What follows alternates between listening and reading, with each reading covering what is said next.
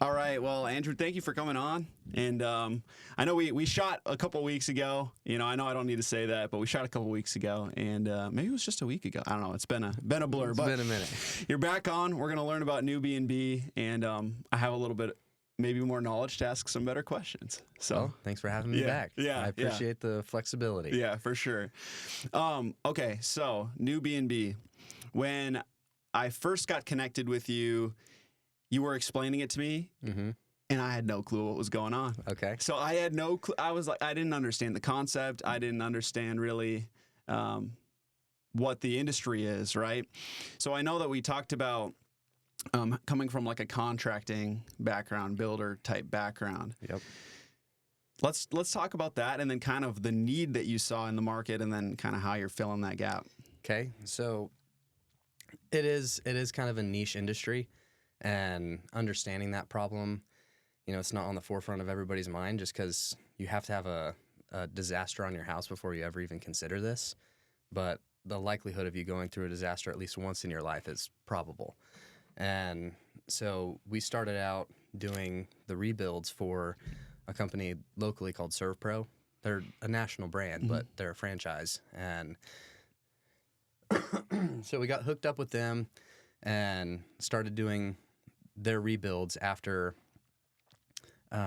they'd come in and mitigate the damage on a house. And so in doing that, the restoration comes in and they're in and out within 7 days usually. That's how long they'll dry a structure for. And then we'd come in behind them and be dealing with their house for the next 6 to 8 weeks. And as we're doing this, we're seeing kind of the process of what it looks like to place a family, like whenever their house isn't livable. And like these families are going into hotels and, their dogs are getting boarded and they're asking us, hey, when's my house going to be done? Because I'm tired of living in this hotel. And so that was like the first problem that we saw in the marketplace or in the industry. And it was like, there's got to be a better way. And so what we did was got our own properties and just started placing our clientele inside of our properties to see, if this solution that we had would be effective for, the people involved. And so after doing that for, about a year, we're like, man, our customers aren't like blowing us up. Hey, when's my house going to be done? Because they're living comfortably in a fully furnished home. And it's not just one of those like cheap put together properties where it's like, I'm trying to make the most money I possibly can and like do the least. We believe in excellence, and, it cost us $35,000 just to furnish a house. We're going to Mathis Brothers and, we're testing the sofas. We're like, is this something I'd want to sit in if it were my house? The beds, we're not doing just those cheap cardboard beds. It's something that you're going to want to sleep in for, months at a time. And so after doing that, we saw that, this was effective and it was something that the industry needed. And that's kind of how we started NuBNB. No, that's awesome. So I want to talk a little bit about what would be like the most prevalent options on the market for someone if they were going through a situation like this. Would it be getting put in a hotel? Would it be them kind of on their own trying to find a place? So it kind of depends. Hotels are still necessary, but just not for the long term. So if you have a flood on your house and it's midnight, you're not just going to be able to go book a property and be getting in there like the next day or even that night. And so there is a time frame that a hotel is necessary just if you can't live in your house. And so whenever it comes to the industry as a whole, it's not that there aren't properties out there. It's just the education behind knowing that the family is owed a property. They don't live in a hotel. They don't live in, a confined space. They have a house. And just letting people know that, you might be in a hotel right now, but the option to get a property is still there. Yeah, let's talk about that, because I know we were talking about how it's not just like a luxury. It is, they are owed that per their policy. Oftentimes is a like structure. Is that correct? Yeah. You explain it. It's the coverage D section of your insurance policy. and there's going to be a dollar amount allocated towards additional living expenses. And so what we've seen is that can be anywhere from 10 to 20% of the value of your home. And so that would be in case you can't live in your house, you've got this amount of money for, on average, a rebuild's going to take around 3 months. That's just pretty common. And so usually that's enough to get into a midterm rental, a fully furnished house, and, that's it. Yeah. So when was the idea of NuBNB, and when have you guys started, and kind of where are you at now? Because I know it's an amazing idea. It's a huge concept, and then even talking about national, availability for what your services are. Just kind of walk me through that a little bit. So the idea the idea came to us like 7 years ago. We're in the industry, we see this need, and we talked about it for like 3 years, like what we could do, what kind of properties we would get. Early on we were thinking, we need to buy one house and then put our client in there, and then they'd pay for the property, and then we could pull out a line of credit and put a down payment on 3 more houses and grow that way. And as we kept moving forward, there became a time when it was like, let's just get the first one. And because there's nothing that happened whenever there was no action. We're just sitting there talking about it. And so we got the first one, and then that year we got like 3 more. And so how do we multiply that even further? Outside of what we can personally do, how do we multiply this to better serve more people? And that's whenever, like, God shined the light for me on people are already using Airbnb. People are used to renting out their cars. It's a common thing now. And it's like, why don't we do that for the insurance industry, these families that are displaced? And that's how we were able to multiply our property database, was just in allowing other people to register their property with us. What are the requirements for those properties, or kind of how does that work? At least out the gate. So initially, our vetting process was more robust. We wanted only the best of the best, and we wanted to serve a very specific clientele.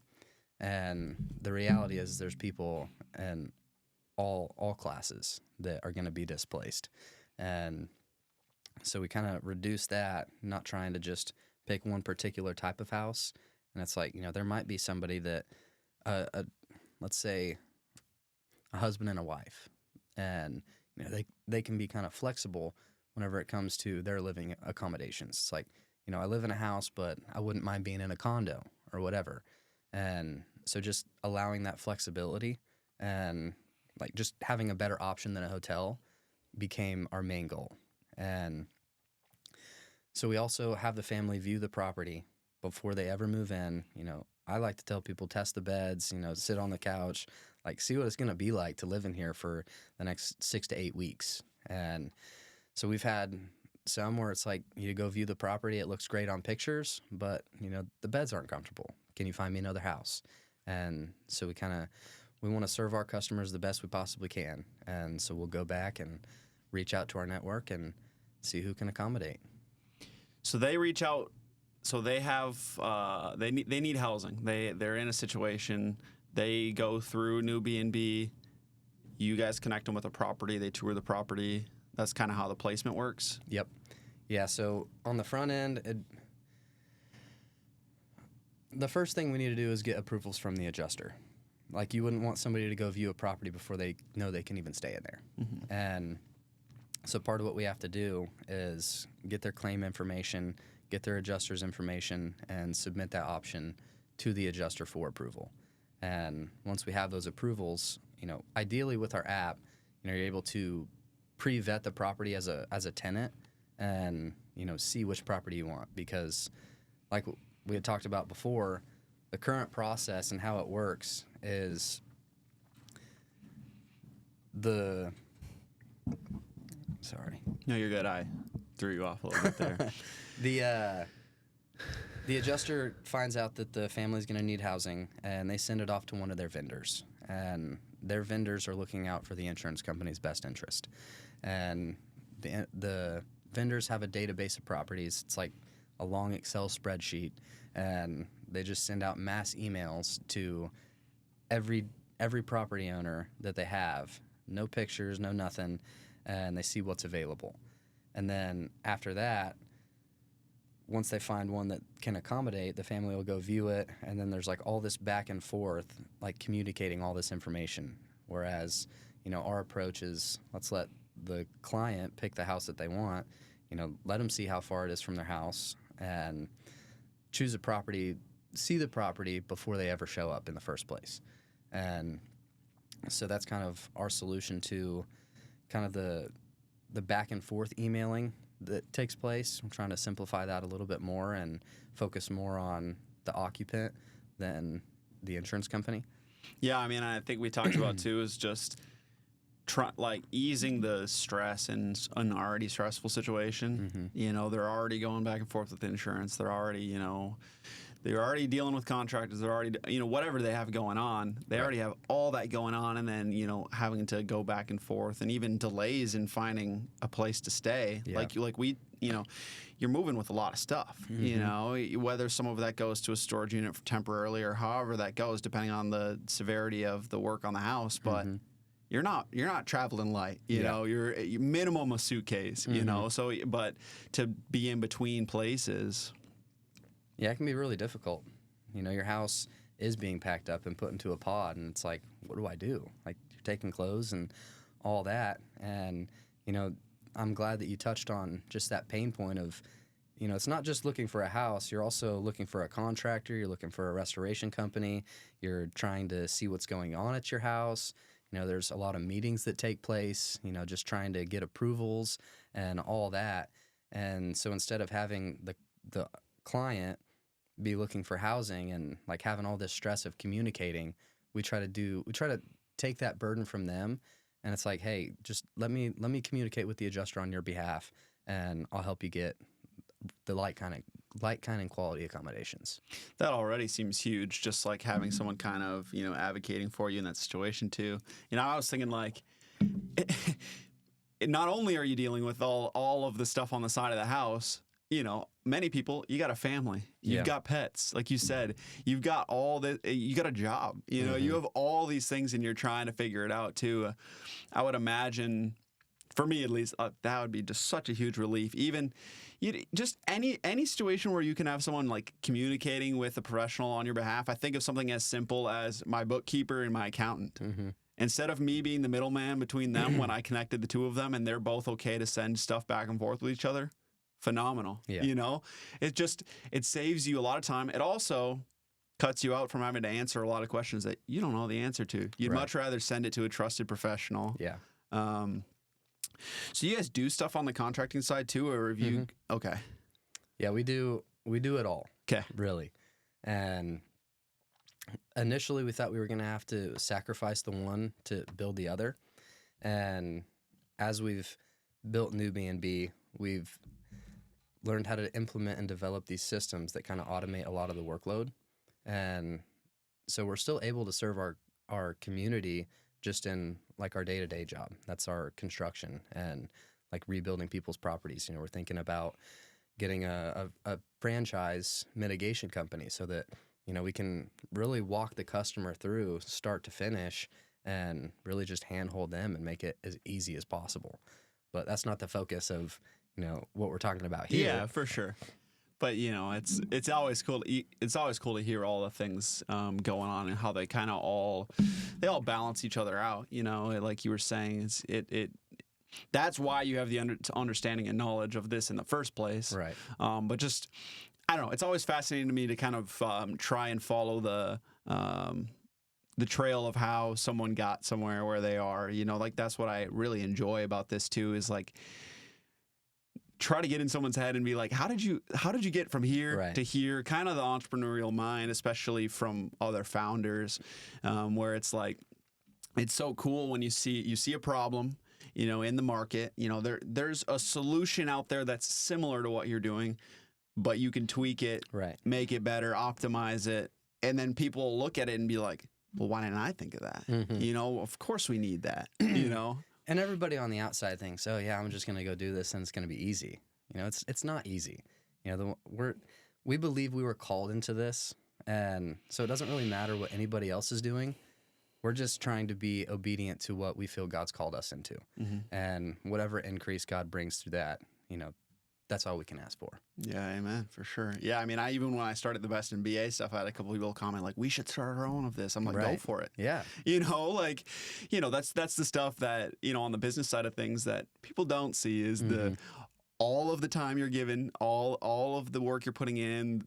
Like, there is so much behind the scenes, but everyone can do it. I mean, everyone can do it if they're willing to put the work in. That's the reality of it. Most people aren't willing to go through that season of disappointing that it takes to get to that appointing.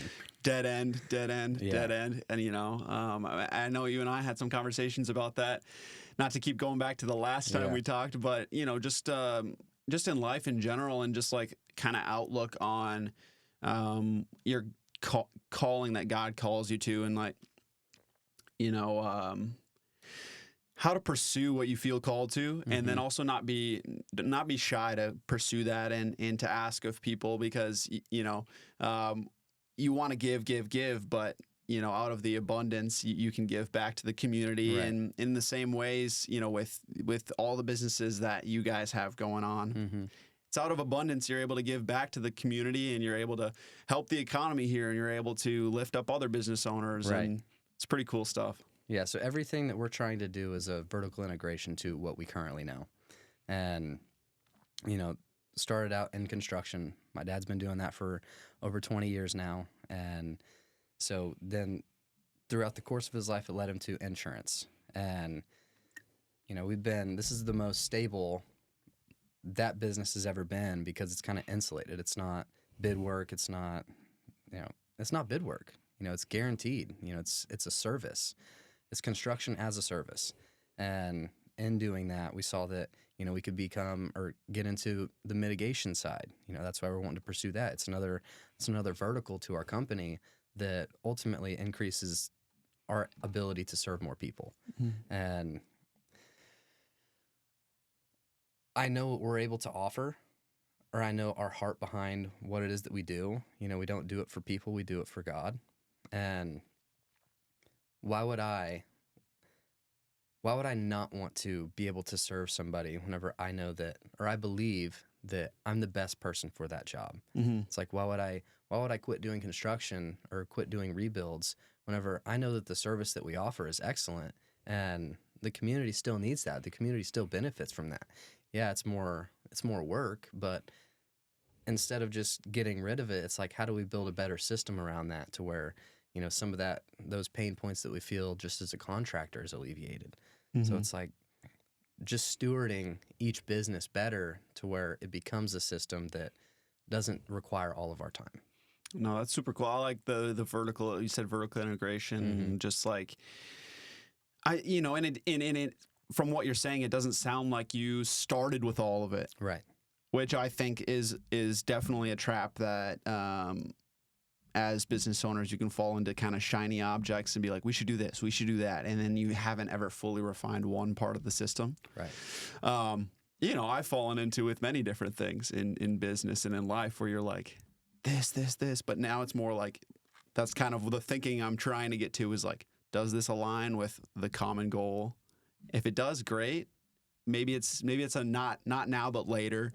You know, in finding that capacity that you have. You know, especially if it's just you.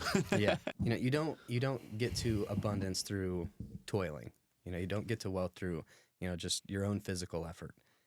It comes down to your capacity. How big is your cup to receive from the Father? And you don't do that through more work. You do that through becoming more. You know, level up the value creation that you have in the marketplace. And, you know, that starts with like implementation, doing the work, but then getting to that place of being able to manage, and then communicating that, and then ultimately your creativity. And we touched on that a little bit last week, but like I had said, I went to school to go to HVAC, and I was just trading one job for a higher paying job.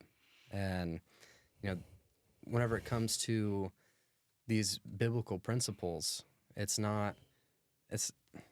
like that can still be utilized for a season, but the idea is to get to that next level of value, which is just being able to manage more people to be fruitful and multiply. You can't do that whenever you're trading your time for money. It's linear growth. And the way that you multiply is by getting more people on board with the vision that you have. And that's where communication comes into play. And it's like now I can have me doing this and 10 other people all working towards the same goal, where one can set 1,000 to flight, two can set 10,000 to flight.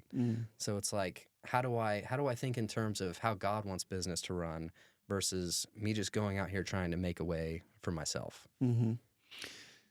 No, I really love that perspective, and that's, you know, those are things that even for me that I really need to hear, and I'm sure many other people who, you know, are listening to this need to hear as well. As, you know, you're not just trying to work harder. You know, it's really like how can God use you? What can He trust you with? What can you steward in what you're doing?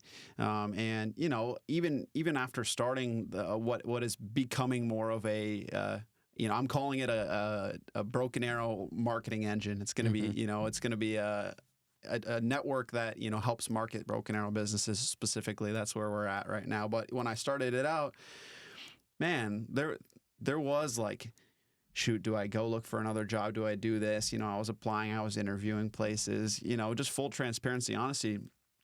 But what I came back to is God was like, no, there's something here. And then I had confirmation after confirmation after confirmation. And those confirmations were not monetary. The confirmations were people wiser than me, people who, you know, I trust and I think that their faith is aligned with mine. And I know that they're discerning through a lens that I can respect and appreciate.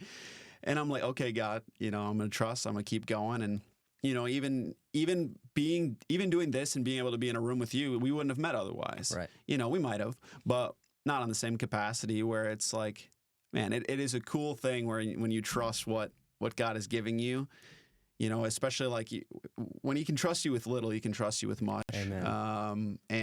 I know you sent me a video too, just on perspective of money and wealth, you know, as Christians, and kind of how we view that. And we don't need to talk about that super long, but it was really eye-opening to me, where it's just like, there's kind of, there can be at times, I want to be careful how I say this, there can be at times sort of a poverty mindset where it's like, well, you know, wealth is bad, so I'm not going to pursue excellence in what I'm doing because I don't want to come off as arrogant or as better than people or as this and this. And then the more, I guess you could say, wealthy or established Christian business owners that I meet, I go, they're none of those things. Yeah. They are the most giving, the most caring. They are using their wealth in ways, sure, they enjoy it some. You know, I think you should. But they're giving and they're caring for people and they're lifting each other up. And I'm like, that's what I want. Yeah. You know, I don't want to be scraping by. I want to be living in that abundance that we're promised. So yeah, whenever you're barely getting by, money is your master. You know, it dictates the life that you live. And if Jesus came to set us free and liberate us, you know, he doesn't just rain down money. You know, it's, you know, through humility, he's able to drastically transform and change this vessel into being somebody that can be given more, because he knows what you're going to do with it. The aim isn't, how do I go pave a life to live comfortably for me and my family? Like, what is the aim for the money? It's not, you're not trying to pursue money. You know, you're trying to offer more value to the marketplace. You want to believe in the product that it is that you're selling, and money just follows that. And whenever it comes to having more, being a believer, it's so that you can be the hands and feet of Jesus. It's one thing to pray for the people, but how much better is it if you can actually help them? You know, you look at the Good Samaritan, and, you know, this dude's left for dead, and the Good Samaritan comes along and puts him on his vehicle and takes him to an inn, pays for his medical bills, goes into the city and says, if I come back and there's more that needs to be, like, if there's more owed, I'll come and pay it. Like, what if that was our perspective whenever it came to the world that we live in? And I'm so glad you said that too, because, you know, how many times, and growing up in Sunday school and all these things, you hear the story, oh, he was a pretty good guy, helped an injured dude. Right. You know, but then you're like, wow, like, you know, it was that abundance he was able to give. You know, he was able to lift up, he was able to support him, you know, and that is so cool. You know, that is so cool. God likes good and fair exchange. You know, if you look at Abraham was rich in gold, cattle, and maybe silver. One of them. There's three. And it's like, he was a righteous man. And it's like, God's not opposed to us making money, but the money doesn't need to be in front of God. The money flows from God. And so it's been a really cool experience. Like, most of our life, especially in our country, we're pursuing this idea of financial freedom. And, you know, whenever you do it according to the ways of the world, and then you're met with, you know, God, it's like, there's a better way to think about this. Like, I can love God and, you know, get the desires of my heart. You know, it's in Psalms. I'd have to look it up. Yeah. I was just looking at it, but like, whenever you delight in the Lord, He wants to give you the desires of your heart. Yeah. Because the identity is in the desire for God. And, you know, if you just look at these two different desires, you've got uncrucified desires and crucified desires. And like, you look at the desires of the flesh and what those have. And it's like, why would God give you these desires of your flesh whenever it ultimately lead you to death? It's like, get to that humility, get to that submission, get to that yielding of the Father. And dude, it's crazy what'll happen. It made me just think of a verse I was reading this morning in John, and I'm also not going to be able to fully recite it, but it was really just the abiding. Yeah. Like, you know, abiding in Him. And if you're abiding in Him, it says that you'll receive a very butchered version, but it's, you know, it's like, but if you're not abiding, you're not going to receive from the Lord. You know, it's like, especially that goes for business, that goes for life, that goes for everything else that we're doing. Everything. If we're abiding and we're walking with Him, He wants to bless that. And I think oftentimes I can find myself almost blocking that and being like, He's like, I want to bless this. Like, I am blessing it, but like, just trust me, you know, like, which is cool. But we could probably talk on this for a long time, because I have a lot that I want to pick your brain on there. But I would love to talk a little bit more about NuBNB and kind of, we were talking about the national reach that you guys are building. And I want to talk a little bit about that as only ever having a lens of hyper local business. How do you go from local contractor to now you're looking at massive scope? So what it took was just vision, the belief that it's possible. You know, we've been doing construction, and construction's local. You know, it's not this big national thing. And it was just that belief that if it works here, it can work everywhere. It doesn't take all of our time to do this. You know, we don't have to be boots on the ground or, you know, really have much involvement outside of communicating with people. And so really we're just building the database and the infrastructure for the industry, and we can do that from anywhere. And so it was like, we did have this trial run where we did it locally. And it's like, okay, this works. Now we can offer it to everybody. And that was how it went national. It was, you know, putting this offer out. Hey, we do insurance housing.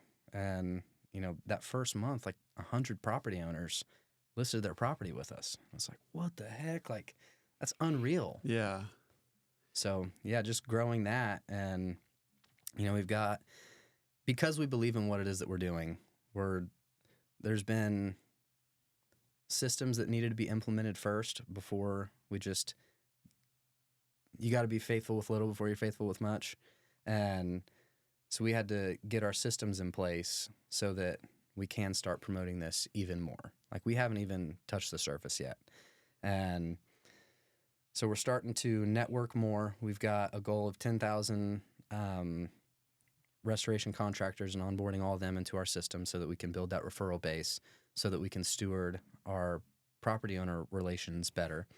And the other part is just having more properties in the system. And so we're going to San Diego for a MTR event. It's like a MTR summit. MTR is midterm rental. You know, you've got your short term, which is like your Airbnb, then you've got your traditional long-term rentals. And the MTR is kind of a hybrid, and it's new. And so because it's new, you know, we want to offer kind of that same luxury of a short-term rental and what you can make there, but with more stability. And so we're going to an event in San Diego, trying that out for the first time, and going to go network with property owners and try to onboard more people into the system ultimately so that we can reach more families. I mean, that sounds really exciting. Like, it's just, I can kind of see your face light up when you're talking about it, which is cool too, because it's like you believe in it, and it's like the vision of it is so grand, right? Yeah. That and the goals are there, but like I like how you also talk about the importance of having the systems in place, and because it's one thing to be like, I want to do this big thing. You can almost get a little ahead of For sure. yourself too. Yeah, and if you were just driven on the money, it's like, how do I get everybody in here right now? Mm-hmm. It's like, I need to be signing this. I need to be doing this. And it's like, that's not my job. Mm-hmm. My job is to steward what I have right now, and God will bring the increase. So it's like, if somebody doesn't want to stay in our house, it's not a high pressure sale. And that's fine. Or if somebody doesn't want to register on our platform, it's like, that's fine. You know, this isn't for everybody. This is for people that, you know, want another way to market their property. You know, we're going out and networking with people in the industry to bring more visibility to your property. You know, there's competition in the marketplace or in the niche that we're in. You know, it might not be specific for insurance. You know, that's kind of our deal. But, you know, there's platforms like Airbnb that you can list your house on. There's Furnish Finder where you pay, you know, $199 per property to list your property, and, you know, people can come and see it. And the difference is they're not trying to push people into your property or trying to build a referral base outside of just natural traction and marketing. You know, we're putting boots on the ground, networking with people, spreading the news of what we're building. And so that's just one of the value adds that you have whenever it comes to getting insurance clients, you know, because everybody wants it, but not everybody knows how to get it. And so it's not that we're the end all be all, like you only list with us, but it's like you can market your property for like $15 a month, like $199 a year, and one lease covers that. Or if you did it for 2 or 3 years, you know, $600. If you got one client in there or one lease signed, it covers the entire deal. I was going to say, I would have expected it to be a lot more than that. Right. But to be competitive and not overprice ourselves, you know, it's got to be in line with the competition. And so we're just another avenue. It's like marketing your property for the cost of a steak dinner. Yeah. I love that. It's a little tagline there. No, I mean, it almost seems like a no-brainer to me. Right. If you have I mean, there's already so much money into that property. What's a little bit more? I mean, marketing dollars, you know, I think that's something too I see as well. That's where people want to pinch pennies, you know, where it's like $15. And it can be expensive. Yeah. Like, how many Facebook ads do you have to run before you ever get somebody in your property? I mean, you're spending probably minimum $1,000 a month, you know? I mean, like, that's what I'm saying. There's not many marketing avenues where you can spend that low. Right. Actually, I would say there's actually probably none. Right. Realistically. Yeah, outside of other platforms. Outside of other platforms. And, you know, in the time, like you said, you're actively promoting their properties, basically. Right. You know? We're doing the work they don't want to do. Exactly. For a low price. Yeah. No, I mean, and that seems like a no-brainer. And that's why I think I was saying to you, too, I was like, seems like not an easy sell, but it seems like one of those things where it's like, you know, the restoration companies who are involved, like the homeowners, the property owners, it seems like a win-win-win for everyone. For Right. you guys, like you're not like over dipping into what Right. they make on the property and all of those things. It's like, We let them get what they want for the property. We don't even charge a booking fee. Like whatever you want, whatever your desired monthly rate is, I'm going to bat for the for you, like to the insurance company to try to get you what you want for your property. You know, I'm not going to say, you know, I need a referral fee or anything. You know, whatever you want, whatever you charge, I'm trying to get you that as much as possible. so is NuBNB profit off of the hosting mostly? Yeah. Or is there from the insurance side too? So we would enter a contract with the property owner. So we take, you know, a lot of that liability where, you know, instead of working with a bunch of different families, you work with one company. And we deal with all the communicating with the adjuster. We send them payment. You know, we make sure everything's guaranteed. And, you know, that doesn't negate landlord responsibilities. You know, if something was damaged outside of normal wear and tear, obviously we have insurance for that. We have GL coverage and, you know, we'd cover that. But anything that would be like your house is still your business. Like you're still going to have expenses and all that. And, man, I forgot where I was going with that. No, you're good. We don't need to get too into the nitty gritty of it. I just, you know, it's just interesting. Like, it's a whole different world. You know, it's just like all of this operating around you, and you don't think anything of it until you need it or until you're in a situation. But just knowing that there is an option is really cool. You were saying restoration companies. So as restoration companies are your guys' best like connection? Restoration companies and insurance agents. Okay. That's going to be, those are the people we're networking with right now. You know, they're the first people there and first people that are getting the call. And it's a resource. You know, it's an option. It's to, you know, you're elevating your level of customer service whenever you have a solution to a problem. And, you know, one of the issues or one of the pain points might be, you know, I don't do that. I don't deal with the insurance company whenever it comes to, you know, putting people in houses. It's like all you do is let the family know there's an option. And then they contact us and we do all the heavy lifting. The easiest thing you do is share. And I don't think a lot of businesses value the customer process nearly as much as they should because they think it's a hard thing. Mm-hmm. But I don't think people realize also how simple, when you boil it down, it is to take care of a customer. Right.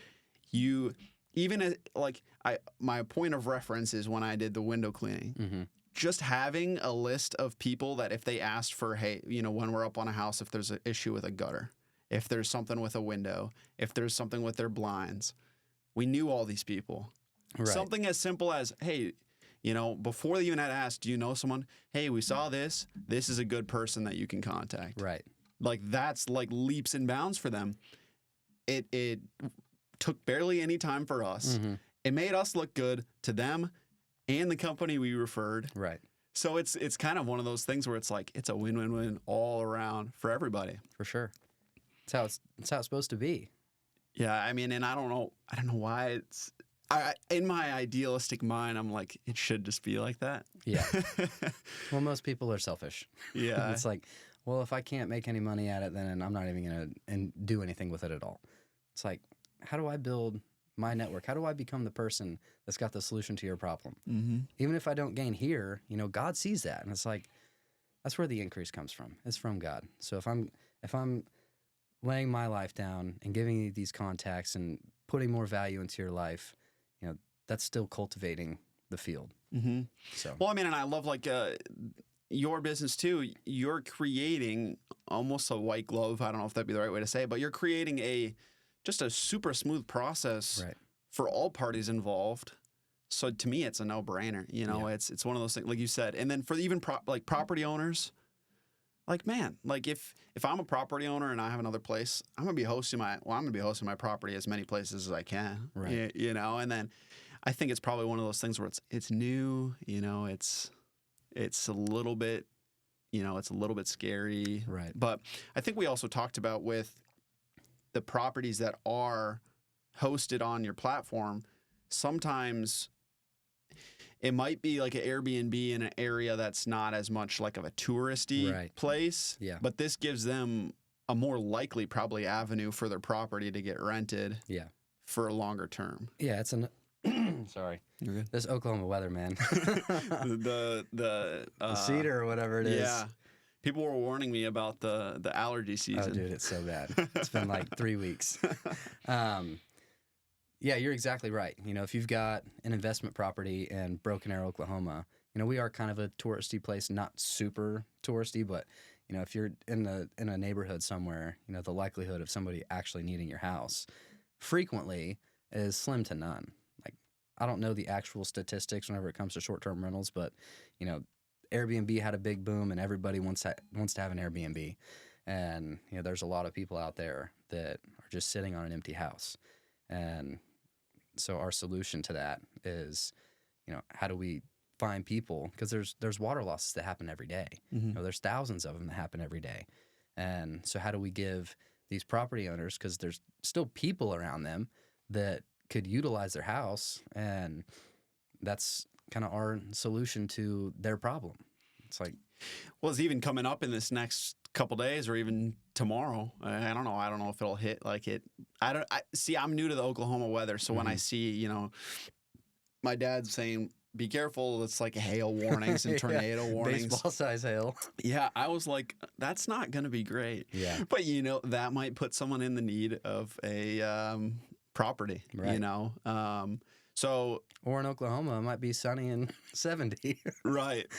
Might never see hail at all. Yeah. I hope it stays nice. The hail's the thing for me that's like, that sounds miserable. Right. For sure. Well, anything else that we missed about NuBNB? I think that about covers kind of all of it. You know, we talked about the property owners and how it benefits them, talked about the restoration companies, how it benefits them, insurance companies, and the families. So kind of got all of our bases touched, got to talk a little bit about the kingdom, and you know, it was good. We could have spent the whole time on that, you know. We could have, yeah. You have to deviate back to business. Yeah. But yeah, I had to I'm glad the first one kind of got messed up so that we could be a little bit more just on target this time. No, it was awesome. Well, thank you for coming back on. Well, thanks for having me, Jake.